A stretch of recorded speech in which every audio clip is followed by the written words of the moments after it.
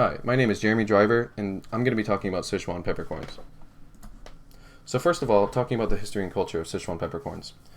The Sichuan region of China is widely known across the world for its spicy food. However, the food there wasn't always spicy. It was always considered piquant though, which means to have an exciting or exhilarating flavor, and that's from the use of Sichuan peppercorns. Now, when consumed, Sichuan peppercorns produce a strong numbing effect on the tongue and on the lips. It wasn't until hot peppers were introduced to China, and specifically the Sichuan region, around the 17th to 18th century, that the Sichuanese people started to strongly identify themselves with spicy food. It was during the 18th century that there was this massive migration to the Sichuan region from another region of China, and because of that, poverty struck. Now, hot peppers were so new that they were considered to be barbaric, and so they were very cheap. Because of that, the impoverished people there decided to use them to both literally and figuratively spice up their diets. Newly invented dishes such as mapo tofu, which was invented in the late 19th century, helped push forward this association with spicy food and the Sichuan region. Sichuan food was later called one of China's 8 regional cuisines. The politics of Sichuan peppercorns. In the 20th century, while Mao Zedong was in power, spicy food, like Sichuanese food, was associated with courage and fervor.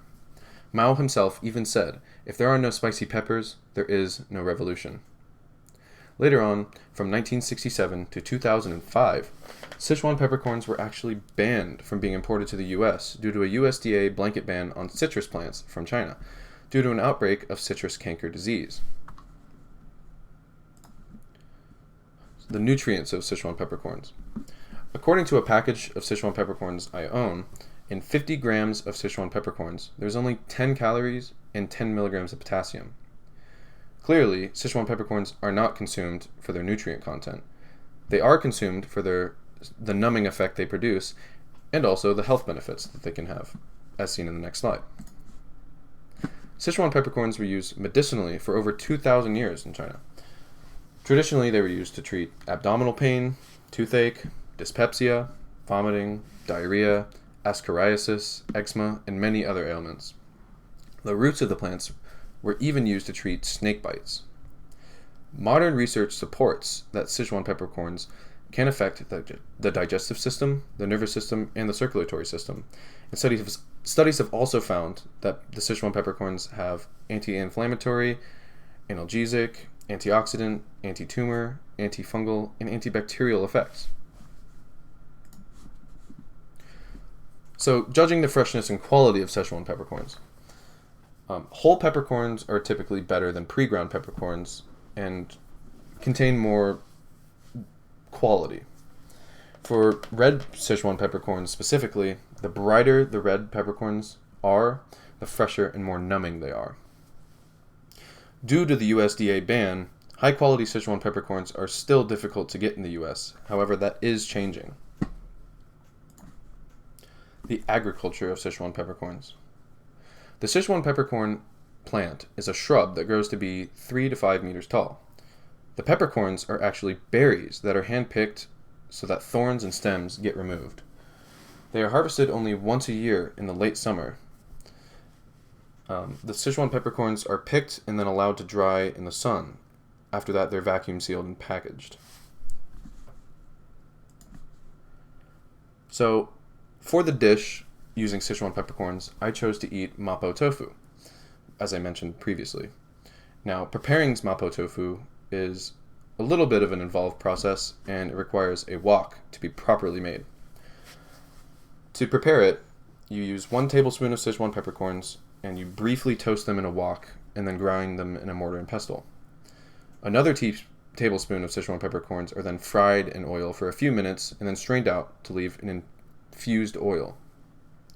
Silken tofu is cubed and boiled. Oil is put back into the wok and then heated until smoking. Ground beef, or traditionally lamb, is added and cooked through. Garlic and ginger are added, briefly cooked, and then chili bean paste, Shaoxing wine, soy sauce, and chicken stock are added.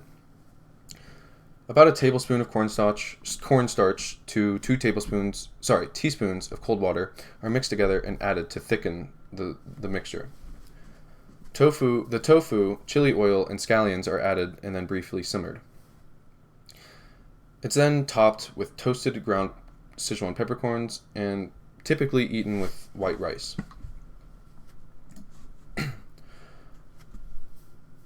So the mapo tofu tasted very oily, as a lot of oil is used in its making, but not necessarily in a bad way.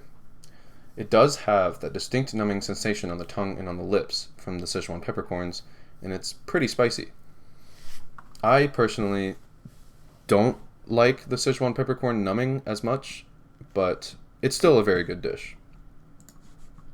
And this is the picture of the mapo tofu that I got from a restaurant called Asia Kitchen on Kingston Pike, which I think has pretty good, authentic Chinese food.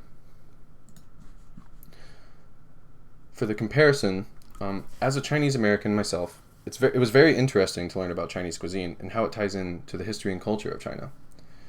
Growing up, I didn't really have access to too many real Chinese dishes, but since childhood, I've made a few Chinese dishes at home and have tried real Chinese dishes like mapo tofu at Asia Kitchen and other Asian restaurants.